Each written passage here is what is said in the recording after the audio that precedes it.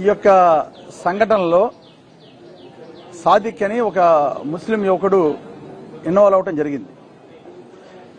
ఆ సాదిక్ ఖాన్ ఉన్న అబ్బాయి నేను ఎమ్మెల్యేగా ఉన్నప్పుడు ఒక రైఫిల్ ఇన్స్టిట్యూట్ పెడుతున్నాను అని చెబితే 2023 ఫిబ్రవరి 14న నేను ఆ రైఫిల్ ఇన్స్టిట్యూట్ ఇనాగ్రేషన్కి వెళ్ళడం జరిగింది.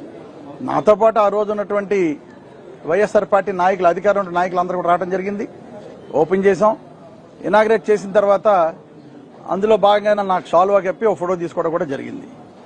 దాన్ని ఈరోజు ఈ పచ్చ మీడియా ఛానల్స్ కానీ, పచ్చ మీడియా సంబంధించిన యూట్యూబ్ ఛానల్స్ కానీ చాలా దారుణంగా ఆ సాదిక్ ఖాన్ అన్నవాడు నా యొక్క పాదబలంతో ఇవన్నీ చేశాడని, కాకినాడలో దందాలు చేస్తున్నాడని, అతను నేను ప్రోత్సహించానని ఇష్టం వచ్చినట్టు ప్రచారం చేయడం జరుగుతుంది. ఇది ఖండించడం కోసం ఈ రోజు ఇక్కడ ముందు రావడం జరిగింది. ఆ రోజు నుంచి ఏ రోజైతే నేను అది ఇనాగ్రేట్ చేశానో, ఇనాగ్రేట్ చేసినప్పటి నుంచి ఈ రోజు వరకు కూడా అతను కలిసిన సందర్భం లేదు. ఒక్కసారి కలిసి ఇనాగ్రేట్ చేసినప్పుడు ఫోటో తీయించుకుని దాన్ని ఇంత దారుణంగా ప్రచారం చేయడం కరెక్ట్ కాదని సందర్భంగా తెలియజేసుకుంటూ, ఇప్పటికన్నా కూడా దొంగ ప్రచారాలు మానేయండి.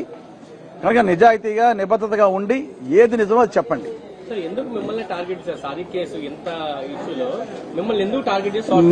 నేనే కాదండి, ఏదైతే ఈ పచ్చ మీడియా ఉందో చిన్న విషయాన్ని పెద్ద చేసి చూపించడంలో వాళ్ళ మించిన వాళ్ళు లేరు.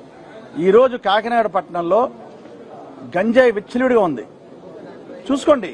గంజాయి విచ్చలుడిగా ఉంది కనుక మొన్న అది గంజాయి కంట్రోల్ చేశానంటున్నారు.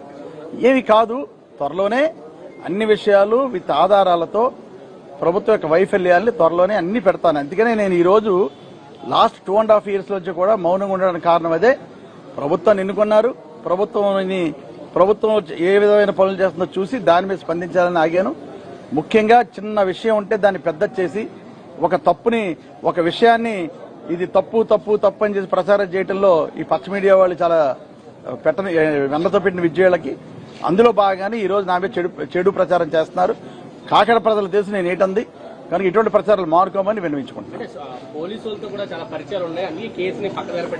ఇందులో ఆ ఇన్స్టిట్యూట్ లో మా బంధువుల పిల్లలు చాలా మంది ట్రైనింగ్ అయ్యారు రైఫిల్ షూటింగ్ లో. అదే ఇన్స్టిట్యూట్ లో పోలీసు పిల్లలు కూడా చాలా మంది ట్రైనింగ్ అయ్యారు. కనుక అది ఒక ఇన్స్టిట్యూట్ కింద ఉన్నాడు కానీ ఇటువంటి పనులు చేస్తున్నారు అది అనుకోలేదు. చాలా దురస్థకరమైన సంఘటన. కనీసం ఆ కుటుంబం వాళ్ళు ఇలాగా ఎవరిని అప్రోచ్ అవ్వలేదు. ఏ పొలిటీషియన్ వెళ్ళినా కూడా డిఫరెంట్ గా వాళ్ళు హెల్ప్ చేద్దరు. బ్యాడ్ లక్ వాళ్ళు ఎవరిని, ఏ పొలిటీషియన్ కూడా, ఏ పార్టీ వాళ్ళని, ఏ పొలిటీషియన్ కూడా వాళ్ళు సంప్రదించకపోవడం నిజంగా బాధాకరమైన విషయం. కనుక ఒక కుటుంబం ఈ రోజు మొత్తం కుటుంబం కూడా చనిపోవడం కూడా జరిగింది.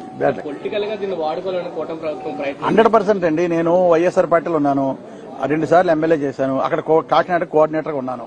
నన్ను బ్యాట్ చేయాలని ఒక దుష్ప్రచారంతో, ఇదే కాదు నేనే కాదు, ఈ రోజు వైఎస్ఆర్ పార్టీలో ఉన్న చాలా మంది నాయకుల మీద లేనిపోయిన పెట్టి దుష్ప్రచారాలు చేయడంలో ఈ పచ్చ మీడియా వాళ్ళకి వెన్నతో పెట్టిన విద్య అలాగే చేస్తున్నారు. కనుక తప్పకుండా ప్రజల దేశం ఏమేంటుంది, మా నాయకుడు ప్రజలు తెలుసు. కనుక 100% ప్రజలు తెలుసుకుంటారు.